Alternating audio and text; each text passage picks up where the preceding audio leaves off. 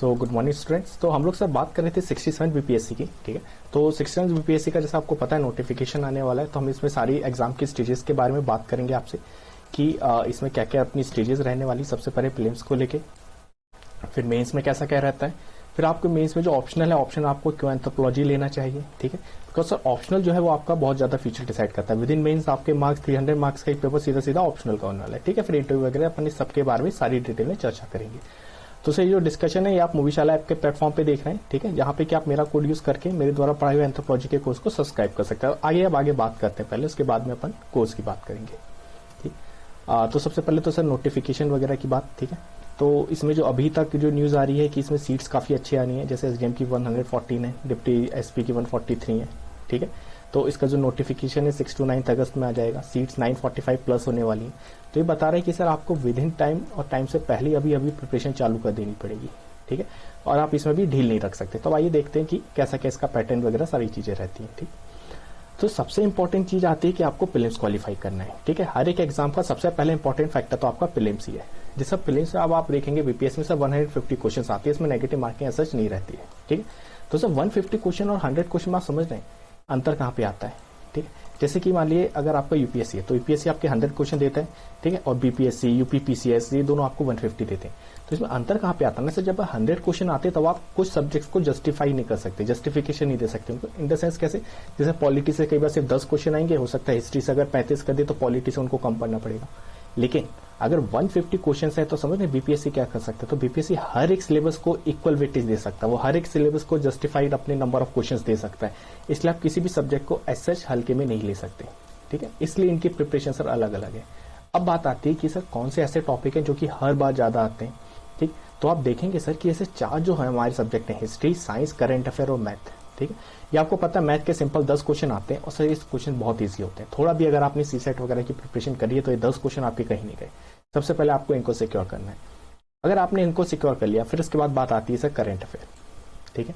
जब अगर आपका यहीं पे देखिए, जब अगर आपका 100 क्वेश्चन आते हैं ना, जैसे यूपीएससी वगैरह में जो आपके 100 क्वेश्चन आते हैं तो वो लोग करंट अफेयर कई बार कम देते हैं, ठीक है। तो वहां पे आप थोड़ा सा इधर उधर कम करके निकल सकते हैं कि एक सब्जेक्ट छोड़ दिया, एक सब्जेक्ट आधा कर लिया। लेकिन जब 150 क्वेश्चन है ना कमीशन के पास, तो 150 क्वेश्चन में आप ये सब नहीं कर सकते। तो करंट अफेयर से सर 25 to 30 क्वेश्चन हर बार आते हैं। आप किसी का भी लास्ट 6 मंथ्स का बेस्ट 300 क्वेश्चन यूट्यूब पे सीरीज या कोई भी मटेरियल लेके आप इसको कर सकते हैं। फिर बात आती है साइंस और हिस्ट्री की। आपसे किसी भी स्टेट पीसीएस का देख लिए, आप यूपी पीसीएस देख लिया, बिहार देख लिया, एमपी देख लिया, हर एक स्टेट पीसीएस का एक पैटर्न है कि वो लोग हिस्ट्री को और साइंस को बहुत ज्यादा टारगेट करते हैं। वही साइंस जब यूपीएससी पूछता है तो वो करंट से डेवलपमेंट पूछता है, वो आपसे स्टैटिक डेफिनेशन बेस्ड बायोलॉजी के क्वेश्चन या फिजिक्स के प्रिंसिपल बेस्ड क्वेश्चन नहीं पूछेगा, बहुत कम, एक आध क्वेश्चन। वहीं अगर आप बीपीएससी या यूपीपीसीएस की बात करें तो ये लोग सर हिस्ट्री और साइंस पे बहुत ज्यादा टारगेट करते हैं। अब ये आपको वही सर स्टैंडर्ड बुक्स, लूसेंट और इन सब से करना ही पड़ेगा। तो ये 4 में आप कुछ भी करके कमी नहीं रख सकते। कौन है सर, सबसे पहले हिस्ट्री 30 to 35, इसमें मैक्सिमम कहां से आता है, एंशिएंट, मेडिवल, मॉडर्न है। एंशिएंट और मॉडर्न, मेडिवल थोड़ा सा कर लिए, मतलब जितना आपसे हो सके, लेकिन मोस्ट फोकस आपका एंशिएंट और मॉडर्न पे होना ही चाहिए। फिर आपका आता है साइंस। साइंस में फिजिक्स, केमिस्ट्री जनरली देखा है कि लोगों से हो जाती है, लोग बायो छोड़ के चले जाते हैं, क्योंकि बायो से वो लोग अक्सर ज्यादा वेटेज देते हैं, क्योंकि मोस्टली लोग बायो छोड़ते हैं। तो बायो पे स्पेशल फोकस होना चाहिए। फिजिक्स, केमिस्ट्री मोस्टली हम लोग 10th 12th में पढ़े होते हैं इजीली, तो आप कर सकते हैं। करंट अफेयर जो भी आपको बताया किसी भी, फिर मैथ, ये 4 तो सर एनी हाउ नहीं जाने। तो आप देखना आपके 150 में से ऑलमोस्ट आपके 90 to 100 क्वेश्चन की रेंज में तो आप आई गए। अब बात आती है बाकी के सब्जेक्ट्स की। तो सर वही आपका ज्योग्राफी में दोनों आ जाएंगे, इंडियन ज्योग्राफी, वर्ल्ड ज्योग्राफी। फिर आपका इकोनॉमिक्स में ये लोग क्या करते हैं सर, जनरली डिटेल्स में नहीं जाते हैं।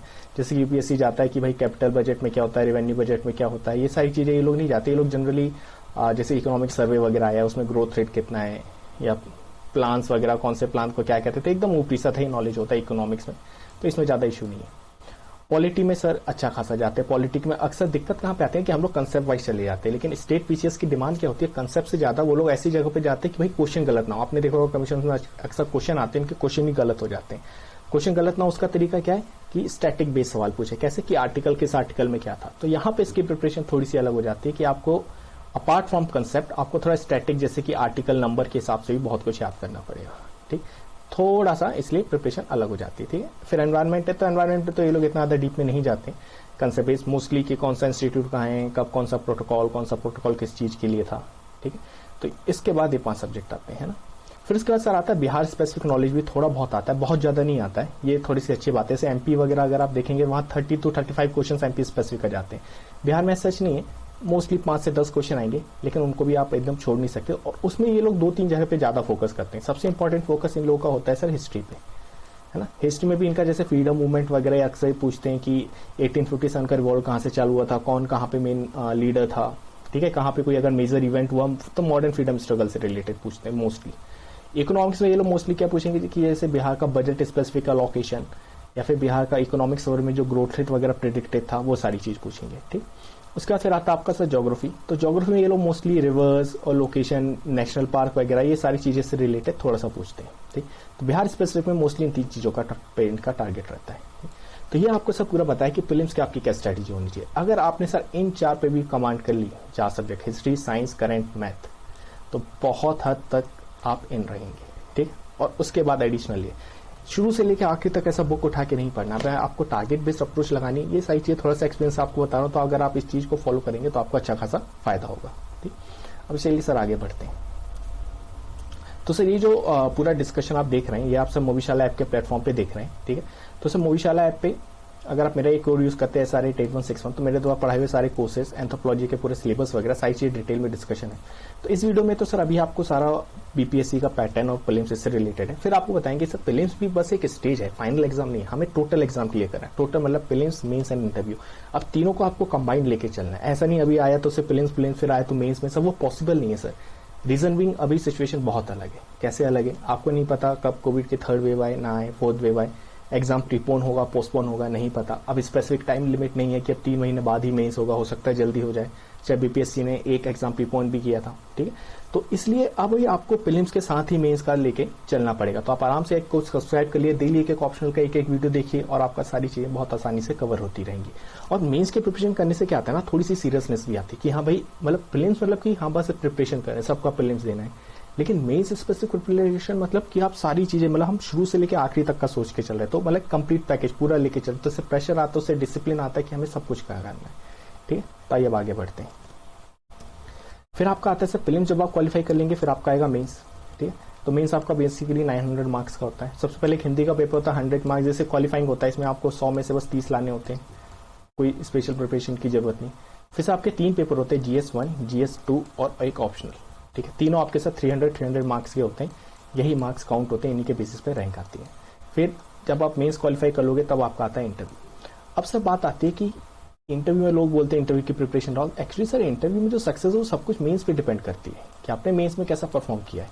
तो सबसे इंपॉर्टेंट जो स्टेज है वो आपकी ये 3 है मेंस, ठीक है। उसमें सबसे इंपॉर्टेंट स्टेज आपकी आती है ऑप्शनल। ऑप्शनल अगर आपने गलत चूज कर लिया, ऑप्शनल में अगर आपके मार्क्स नहीं है तो सर, क्योंकि जीएस में ले दे के आप मार्क्स देख लिए, सबके थोड़ा सा वेरी करते, 10-15 मार्क्स, 15-20 मार्क्स का वेरिएशन आता है। लेकिन ऑप्शनल में सर 150 to 100 मार्क्स का वेरिएशन आता है।